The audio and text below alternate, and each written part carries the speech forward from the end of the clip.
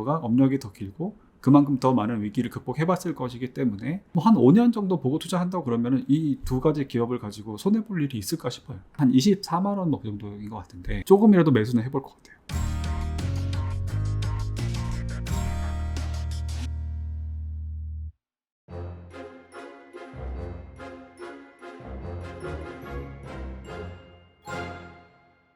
그리고 이제 또 개인 투자자들이 관심을 많이 가지고 있는 종목, 대표적으로 네이버, 카카오 등을 들 수가 있는데 네. 여기 같은 경우에 약간 좀 뭐 성장주, 네. 그래서 그런 관점에서 PBR이 좀 높게 형성되어 있긴 하죠. 근데 이 네. 주식들도 사실 고점들이 거의 반토막 이상 나긴 했거든요. 네. 이 두 주식은 어떻게 보시나요? 아까 말씀드린 논리의 연장선인데 음. 제가 삼성전자에 다녔던 게 거의 2010년대 초반이었거든요. 네. 그때 유일하게 연봉을 맞춰서 이직할 수 있는 회사가 네이버였어요. 네. 근데 오히려 그때는 지금 네이버가 지금만큼의 위상을 가지기 전이었어요. 네. 그리고 네이버 주가를 확인해 보신 분은 아시겠지만 지금 한 1년 동안 빠진 거 때문에 굉장히 괴로워하시는 분도 있지만 네이버도 등락을 거치면서 왔거든요. 제가 찾아봤는데 2년 넘게 빠진 적도 있었어요. 아. 그 조정이 2년 넘게 지속된 적도 있었고. 네.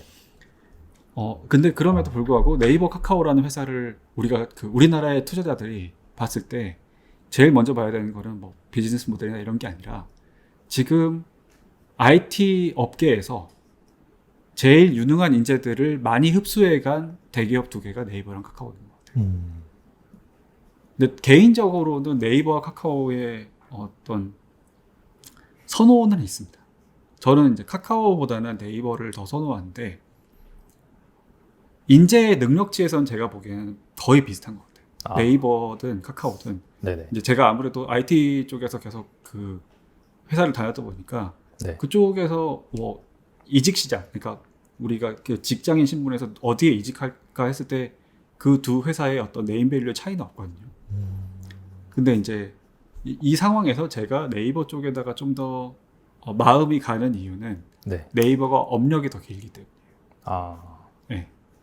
아까 말씀드린 것처럼 업력이 길다는 거는 그만큼 그 살아남은 기간 동안 더 많은 위기를 극복했다는 이야기잖아요.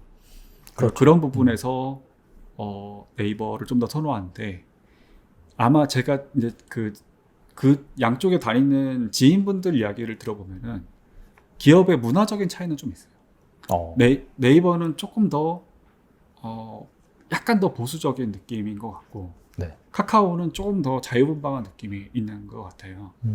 근데 그런 부분에서 조직 문화 측면에서 카카오의 어떤 그런 좀 자유분방하고 약간 그런 유연한 문화를 더 선호하는 투자자들도 있을 거예요. 그렇죠. 네, 근데 그 부분은 제가 보기엔 개인의 성향 차이인 것 같고 저 같은 경우에는 네이버가 업력이 더 길고 그만큼 더 많은 위기를 극복해봤을 것이기 때문에 조금 더 마음이 가는 편이고 근데 어찌됐든 거기에 있는 인재들이 네이버와 카카오의 시가총액을 늘리기 위해서 주주들을 위해 본인들은 주주들을 위해서라고 생각 안 하겠지만 네네. 결과적으로 주주들을 위해서 하는 노력을 반영을 했을 때 뭐 한 5년 정도 보고 투자한다고 그러면 이 두 가지 기업을 가지고 손해볼 일이 있을까 싶어요. 네. 다만 성장주라고 하는 기업들은 PBR 논리는 잘 안 먹히고 그렇죠. 그리고 네이버랑 카카오는 비즈니스 모델이 이미 다변화가 돼 있어요. 거의 뭐 지주사나 복합기업으로 볼 만큼 다양한 비즈니스를 영위를 하고 있기 때문에 네. 매수를 하려면 그 세분화된 비즈니스 모델에 대해서 더 깊게 공부를 해야 될 것 같습니다. 근데 이제 저는 공부를 안 했고요. 네. 만약에 둘 중에 하나를 무조건 투자해 뭐 그렇게 질문한다면은 뭐 아직은 제가 이제 둘 다 공부를 안 했기 때문에 네. 투자를 해야겠다라는 생각은 안 들었고 근데 다만 이제 뭐 네이버 같은 경우에 아까 말씀드린 그런 선호도 측면에서 만약에 20만 원을 깬다. 지금 아마 한 24만 원 뭐 그 정도인 것 같은데. 그렇죠. 네. 네이버가 주가 기준으로 20만 원을 깬다 그러면은 조금이라도 매수는 해볼 것 같아요. 네. 근데 궁금한 게 네. 20만 원을 깼을 때 들어간다라는 것 자체는 한 그 정도면 무릎이다라고 보시는 거기 맞나요? 그러면? 그렇다기보다는 이건 약간 뭐랄까 그냥 감인데요. 네네. 네이버 같이 뭐 어느 정도 국민주의 반열에 이른 기업들은 실질적인 밸류에이션보다 그 주가 자체도 의미가 있더라고요. 왜냐하면 아, 네이버가 20만 원인 거랑 네이버의 시가총액이랑 아무 상관이 없잖아요. 그렇죠. 근데 그 20만 원이라는 숫자를 보고 투자하는 그런 개미들도 상당히 많아요. 아, 네. 그쵸. 이게 사실 그냥 네. 21만 원을 깼다, 22만 원을 깼다. 그거보다도 20만 원에서 20만이 깨져가지고 10만 원대가 됐다. 네. 그런 게 상당히 좀 상징적이다. 이제 그렇게 네. 보시는 거겠네요. 그런 상징적인 네. 것에 대한 어떤 군중 심리를 역이용한다고 했을 때 20만 원을 깨면 그때부터 좀 관심을 가질 것 같고요. 아, 근데 제가 아까 네이버 PBR 정도만 확인을 해봤거든요. 네네. 1점 몇 가지 빠졌더라고요. 아, 그렇게 이런 거 되게 오랜만에 아, 봐가지고 그래서 좀 놀랍긴 했는데 음. 이 정도 왔으면은 사실 제가 말씀드린 그런 20만 원을 안 깨고 그냥 바로 회복할 가능성도 있다고 보긴 합니다. 근데 만약에 그렇다고 하면은 저는 이제 저랑 인연이 아니기 때문에 아, 투자할 기회를 놓쳤다고 생각을 할 거고 만약에 20만 원을 깨지 않고 다시 상승한다고 해서 그거에 따라가지는 않을 것 같아요. 그 사실 네이버가 1배, 뭐 2배도 안 된다라고 한다면 삼성전자는 그렇게 큰 차이가 없네요. 뭐 PBR 그렇죠. 보다. 네. 네. 그렇게 생각해서 물론 저도 몰랐어요. 네. 근데 뭐 매출액이나 순이익 대비해서 보면은 아직은 좀 그렇긴 한데 네. PBR 기준으로 보면 꽤 많이 내려갔더라고요. 알겠습니다. 어떻게 보면은 다른 사람들이 또 관심을 안 갖는 그런 또 네. 섹터에서 큰 기회가 날 수 있기 때문에 그런 국민주들이 확실히 좀 저렴한 수준으로 내려온다라고 한다면 관심을 가질 필요는 있을 것 같아요. 네. 그리고 책에 이렇게 분류를 해주셨잖아요. 주식을. 배당주, 뭐 성장주, 회생주, 자산주. 네. 근데 약간 지금 상황에서 본다면은 좀 어떤 주식을 살 타이밍인지 궁금하거든요. 뭐 제가 분류한 네 가지 카테고리에서 특정 카테고리를 사야 된다라는 의견보다는 네. 지금 시점에서 개인 투자자들, 특히 투자 경험이 부족한 분들이 투자를 한다고 했을 때 포트폴리오로서 그 각각의 어떤 카테고리를 어떻게 조합할지가 사실은 더 중요한 질문이라고 생각을 합니다. 아, 네네. 네. 뭐 이왕 이제 성장주 네이버 카카오 이야기가 나왔으니까 성장주를 사고 싶은 분이 있다고 칠게요. 어떤 개인 투자분이 네이버 이 정도면 싼데 사고 싶다라는 생각이 들었어요. 그러면 이제 성장주를 주력 포트에 담을 때 어떤 식으로 해칭을 하는지 그런 측면에서 다른 카테고리와 조합을 하는 메커니즘을 좀 더 고민을 하고 투자를 하시는 게 좋을 것 같아요. 예를 들어서 성장주들이 요즘 많이 빠진 이유 중에 하나가 금리 부분도 있잖아요. 네. 거의 금리의 직격탄을 맞은 게 지금 성장주 섹터인데 예를 들어서 배당주다. 그러면 배당주 같은 경우에도 금리 상승기에 어느 정도 비슷한 그러니까 악영향을 받기는 해요. 네. 아무래도 배당 수익률 자체가 금리가 올라온 만큼 좀 상쇄가 되는 부분이 있기 때문에 그렇고 그렇죠. 예. 회생주 같은 경우에는 아무래도 재무 구조가 좀 불안정한 기업들도 있다 보니까 뭐 특히 부채가 많다든지 그런 기업들은 금리 인상기에 좋을 수가 없잖아요. 네.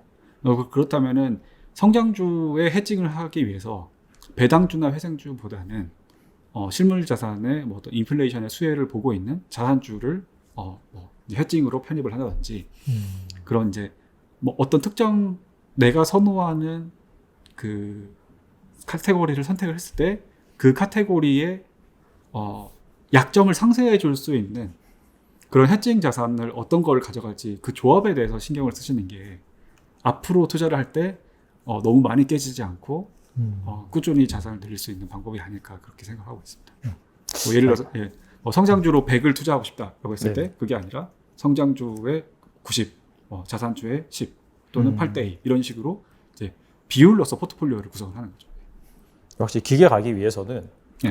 이렇게 좀 상관성이 약간 좀 반대로 가거나 별로 없는 네. 그런 부류들을 나눠가지고 주식을 좀 이렇게 네. 포트폴리오 꾸려야지 좀 안정적으로 갈 수 있겠네요. 네네. 저도 그렇게 생각하고 있습니다.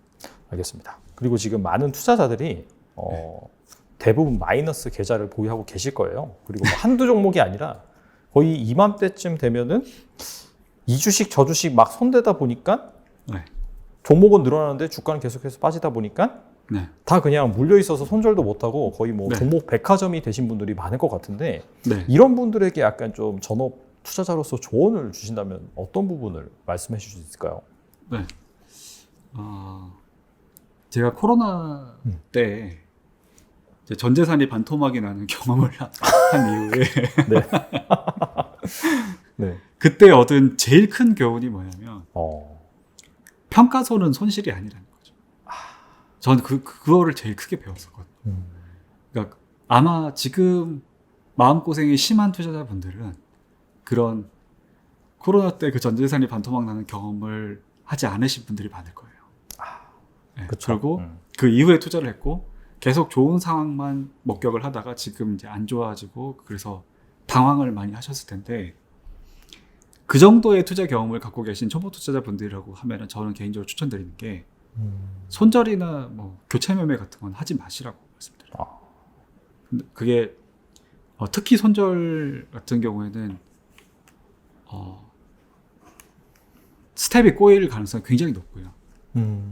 그리고 교체 매매 같은 경우에도 뭐 그런 얘기 많이 하잖아요. 어느 정도 고수인 투자자분들이 이런 바닥에서는 더 먼저 오를 것들로 교체 매매를 해야 된다라고 말씀을 하시는데 투자 경험이 부족한 분들이 손절이나 교체 매매를 통해서 신규 종목에 진입을 한다고 했을 때 그 신규 종목에 대한 선구안이 갖춰지지 않은 상태에서 손절과 교체 매매를 할 가능성이 매우 높거든요. 네. 그 슈카월드 채널에서 그 슈카님이 네. 그 얘기 많이 하셨던 것 같아요.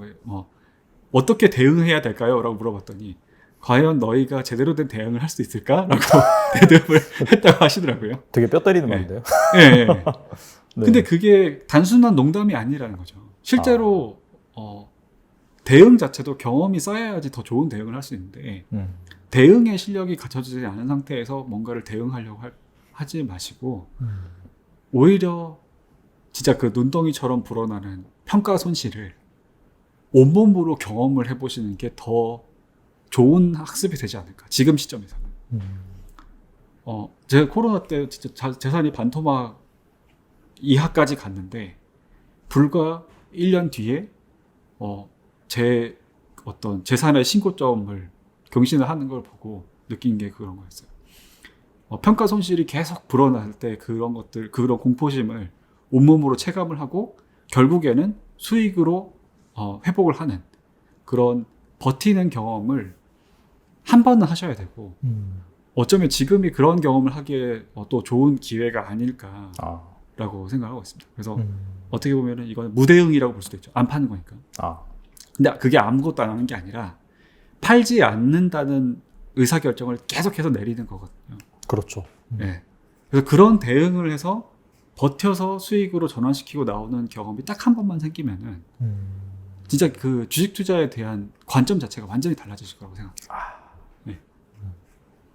그런 거를 저는 그런 경험이 저한테 너무 큰 도움이 됐고 제 계좌 수익률에도 정말 큰 도움이 됐기 때문에 지금 힘드신 분들도 그런 경험을 꼭 한번 해보시기를 저는 이제 추천을 드려요. 알겠습니다. 이게 뭐 말은 쉬워요, 사실. 될 종목으로 나중에 오르면 더 크게 오를 종목으로 네. 집중을 해서 나머지 정리하고 거기다 투자를 해라라고 하는데 네. 사실 그 종목이 뭐가 될지는 네. 나중에 또 지나봐야지 아는 거잖아요. 네. 그리고 투자의 네. 경험의 측면에서도 네. 기보유를 하고 있던 기업이 새로 사려고 하는 기업보다는 더 많이 아실 거잖아요. 아무래도 뭐 아니까 투자를 했을 테니까. 그렇다고 보면 조금이라도 더 알고 있는 종목을 투자하는 게 어떻게 보면 투자의 중요한 원칙이라고 생각하고 흔히 이야기하는 그게 말하자면 능력 범위를 실천하는 방법일 것 같고 그렇다고 했을 때 내 종목이 빠졌다고 해서 그걸 만회하려고 내가 잘 모르는 종목으로 가는 거는 좋은 판단은 아닌 것 같아요. 그리고 뭐 만약에 현금이 뭐 캐시플로가 일정에 들어오는 사람이다라고 한다면 뭐 그 중에서 경쟁력 있는 기업은 오히려 좀 더 살 수 있는 그런 네. 기회로도 활용할 수 있겠네요. 그러면. 네. 그리고 어느 좀 더 열심히 투자 공부를 하시는 분들이 코로나 이후로 굉장히 많아졌거든요. 특히 뭐 20대나 30대 초반의 남성분들 이제 막 사회생활 시작했는데 주식도 굉장히 열심히 공부하는 분들을 의외로 많이 목격을 했어요. 근데 이제 그런 분들이 지금 상황에서 나는 그렇게 열심히 공부를 했는데 계좌하는 손실이 나고 있고 그런 거에 대한 어떤 자괴감도 생기고 그러다 보니까 뭐 그거를 그냥 손 놓고 포기해버리는 분도 있고 아니면은 그냥 뭐 더 공부 자체에 올인을 해가지고 이제 이거를 더 좋은 종목을 찾으려고 이제 눈에 불을 켜고 막 이렇게 찾는 분들도 있는데 저는 그냥 그런 지금 상황이면 본업에 집중해서 한 푼이라도 더 아껴서 더 투자금 자체를 늘리는 게 결과적으로는 더 좋은 것 같아요. 아마 대부분 직장 생활을 막 시작한 사회초년생 분들일 거고 네. 투자 자금도 크지 않을 거고 근데 그런 분들이 공부를 해서 수익률을 가지고 자산을 늘리는 건 한계가 있거든요. 그렇죠. 네. 그냥 자본 자체가 크면 훨씬 유리해요. 그럼 그 자본을 확보하기 위해서 뭐 회사 성실하게 다니고 뭐 초과근무 자원에서 하고 뭐 제가 안 다니는 입장에서 막 지르는 거긴 하지만 예전에 열심히 다니셨으니까 뭐. 네. 네. 그리고 최대한 아끼고 절약해가지고 먹고 싶은 것 좀 덜 먹고 더 절약해서 투자금 자체를 조금이라도 더 늘려가지고 계속해서 주식 계좌에 그 투입을 하고 이게 오히려 지금 상황을 타개하기에는 본인의 자금 상태를 생각하면 더 효과적이지 않을까. 네. 어차피 주식 공부는 평생 해야 되니까. 그렇죠. 네. 지금 그 평생 그걸 다 하려고 너무 체력을 에너지를 쏟았다가 나중에 번아웃 되지 마시고 오히려 그런 쪽으로 눈을 돌리는 것도 방법일 수 있다고 생각합니다. 알겠습니다.